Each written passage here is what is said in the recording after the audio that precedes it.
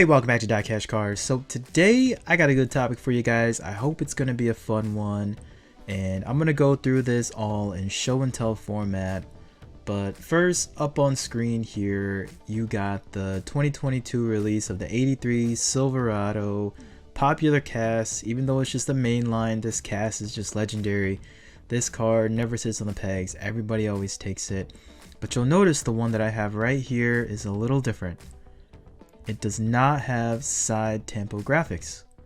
So question for you guys is, how much would you pay for this?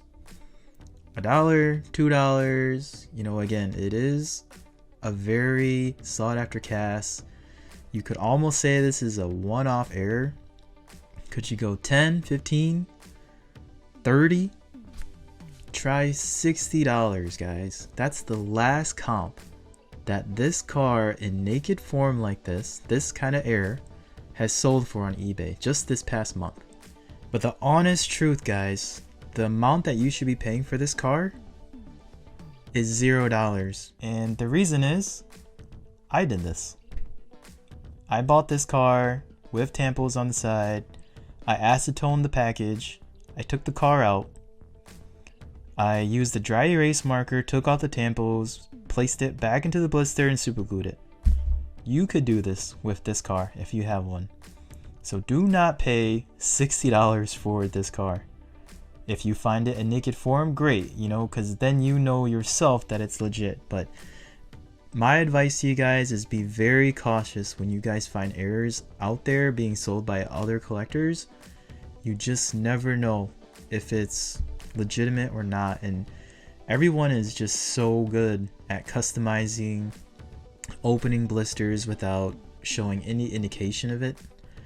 So just be cautious. And again, this is just a segue to talk about today's topic, which is errors and variations.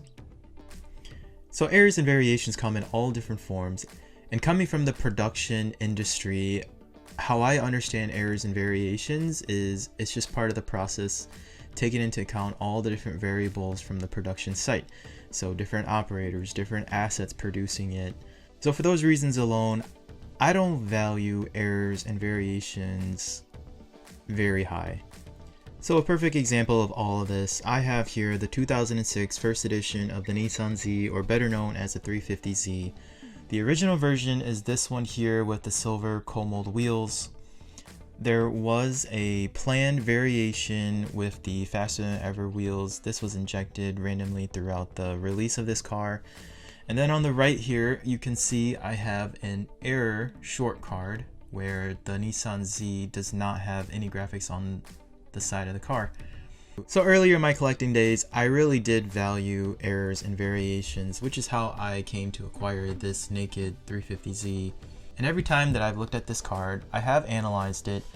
I mean, if you look at the glue lines where the blister adheres to the card, it looks accurate. It doesn't look like there's any excess glue. When you look at the card itself, there's no indication that any acetone or any kind of liquid has been applied to it. You don't see that waviness or that rough feel that you typically would when you do apply a lot of liquid to a cardboard. And based on that, I actually think this is a legitimate error car. I mean, you can let me know in the comments below if you see anything that indicates that it was custom done by somebody. And for this car, I don't recall how much I paid for it, but I would imagine it was in the $10 to $15 range. Again, I know that's pretty high for a mainline car, but current market value on this Nissan Z right now is about $10, and I would say that's a fair price to assess error and variation cars at, is around $5 above market price.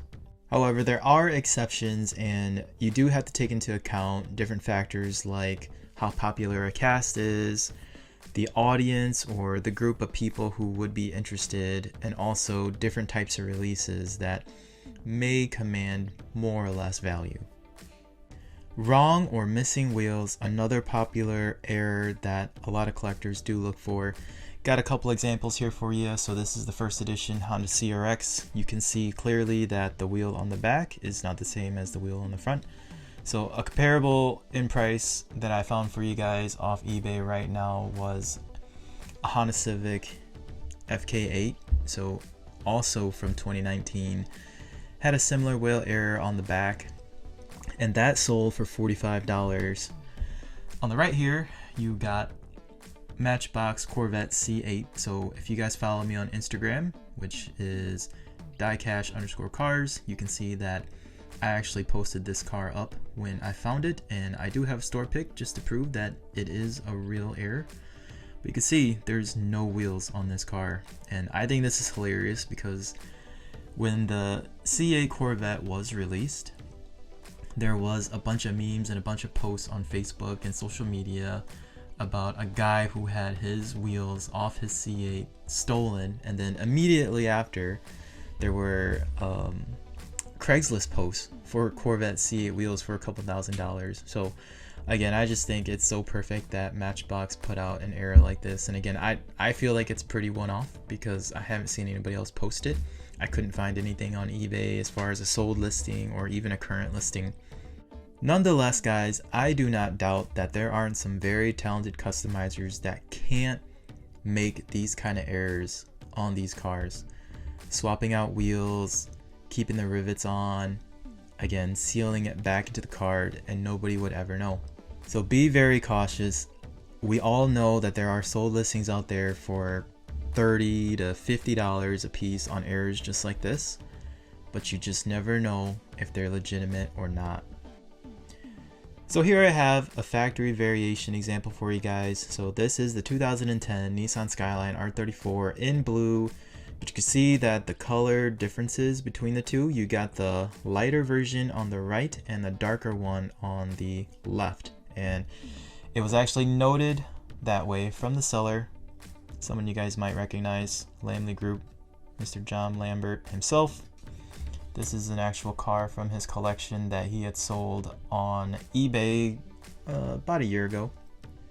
So I won this piece in auction for roughly $50, and you can say that that value really was tied to the fact that it's from Lamley Group's personal collection. As far as the error itself, again, it's kind of hard to tell how it happened. I'm not sure if it's just overspray or maybe the Mattel factory, the Hot Wheel factory, was using a different kind of paint between the runs of these cars. Nonetheless, it is still a neat variation just to have them sitting side by side, a good talk piece to your collection if anything.